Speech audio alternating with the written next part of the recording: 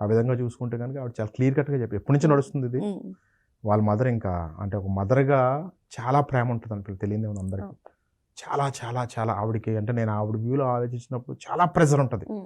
కొడుకు, కూతురు, పిల్లలు, మనవలు, ఇంత ప్రెజర్లో కూడా ఇంతలా ఉండే ఇంకా బాధ్యత అంటే ఎంత దారుణమైన స్థితిలో తప్పని లెటర్ రిలీజ్ చేస్తుంది అంటే ఆలోచించండి ఒకసారి ఎవరైనా. అంటే అంతకుముందు రాసినటువంటి లెటర్లో కూడా ఒక అంశాన్ని పొందుపరిచారు.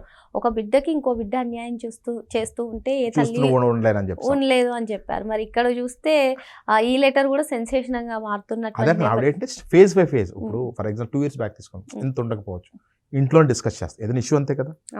అంటే ఇష్యూ ఇంకా అది జట్లమే ఆ సమస్యకు పరిష్కారం దొరకట్లేదు అన్నప్పుడు ఏం చేస్తారు ఇంకా ఆవిడ పబ్లిక్ రావాల్సిన అవసరం ఏర్పడింది. ఎందుకంటే స్వయంగా కూతురు, మనవలు, కొడుకు ఏం చెయ్యాలి అని క్లియర్ కట్ కూడా చెప్తుంది. ఏమని షర్మిల కూడా అంటుంది కదా, ఆయన సంపాదించుకున్న ఆస్తి మాకేం వద్దు, మామూలు ఆస్తులు కూడా కాదు, కానీ మా మదర్ ఇంత చెప్పిన తర్వాత కూడా ఏం చేయాలి, యాజ్ ఫ్యామిలీ ఇష్యూ ఉన్నప్పుడు అతను ధైర్యంగా వచ్చి ఇవ్వు, నువ్వు కరెక్ట్ అంటావా ఇన్కరెక్ట్ అంటావు, తప్ప కరెక్ట్ నిజంగా చెప్పేసే.